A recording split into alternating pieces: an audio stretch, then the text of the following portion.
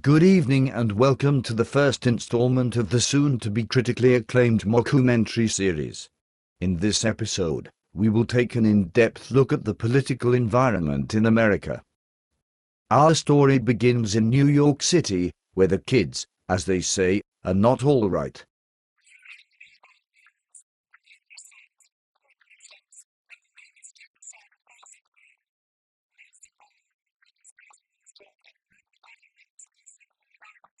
The president sympathizes with the protesters and is quick to capitalize.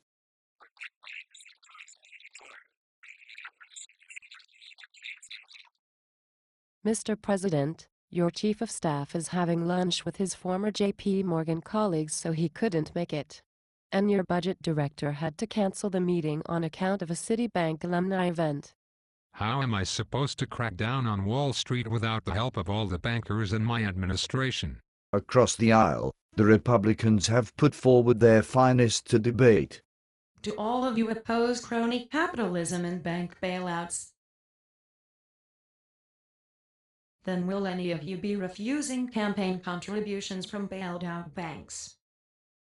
News of a Wall Street firm collapsing due to the reckless behavior of its CEO creates a buzz. The firm that failed was headed by a former Goldman Sachs partner, who may have stolen millions of his clients' money. I will make him the poster boy of why my administration should be given more regulatory power. Except that this particular CEO used to be a Democrat in Congress and one of your biggest fundraisers. He was rumored to be your next Treasury Secretary. In that case, I'm sure he did nothing wrong. But we should have the regulators look into it. They already are, but the chief regulator you put in charge had to recuse himself because he too is a former Goldman partner. Good, that's the kind of accountability I should be known for. The Republicans are using this moment to establish their capitalist bona fides. Does everyone here believe in the power of free markets? So raise your hand if you would have let all the big banks fail in 2008 as the free market dictated. Who is that? Oh, Ron Paul. Sorry, you don't count. The protesters are victims of forces clearly beyond their control.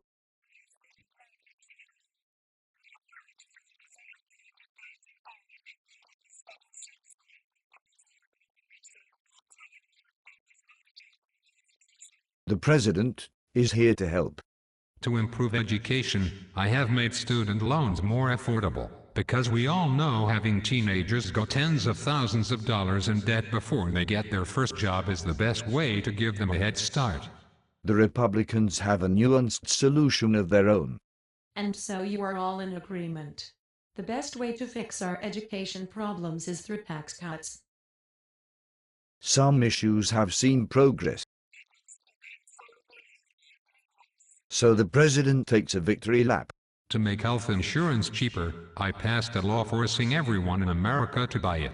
As we all know, the best way to make something cheaper is to suddenly increase demand by the millions. I have also made it harder for insurance companies to earn a big profit. Big companies that make lots of money and have billionaire chief executives never deliver a good product. Now, where did I put my iPad? I freaking love that thing. And so you are all in agreement.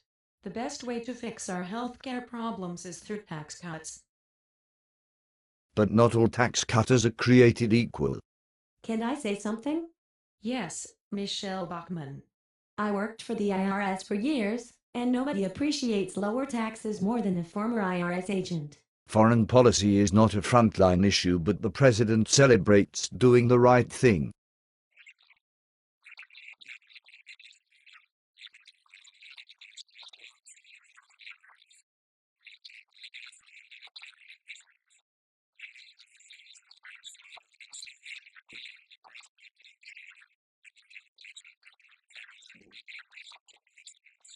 Republicans are known for their straight talk when it comes to foreign policy. Do you all think any war started by Bush was good? But any war continued by Obama is evil. And you have no idea who gets the credit for killing Osama bin Laden?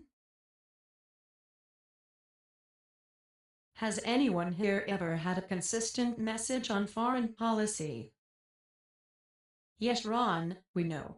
That's why you'll never get far in politics. She is right, you know.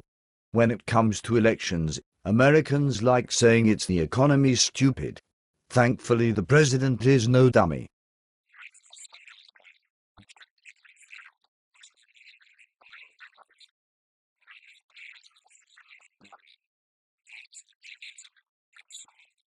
The Republicans advanced their own detailed plans. Governor Parry, the audience is over here. Anyway, Mr. Kane, can you tell us the details of your economic plan?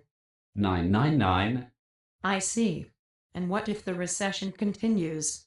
9, If Greece defaults? 9, If we have inflation? 9, And how many millions you hope to make from this fake presidential run? 9. Thankfully, she didn't ask him how many women he had not harassed. And so, as America shows the tolerance for dissent it's admired for, the president takes his message to the public. You see, after 1,000 speeches, town halls, interviews and late-night infomercials, Barack Obama finally realized what he was doing wrong. He wasn't communicating enough.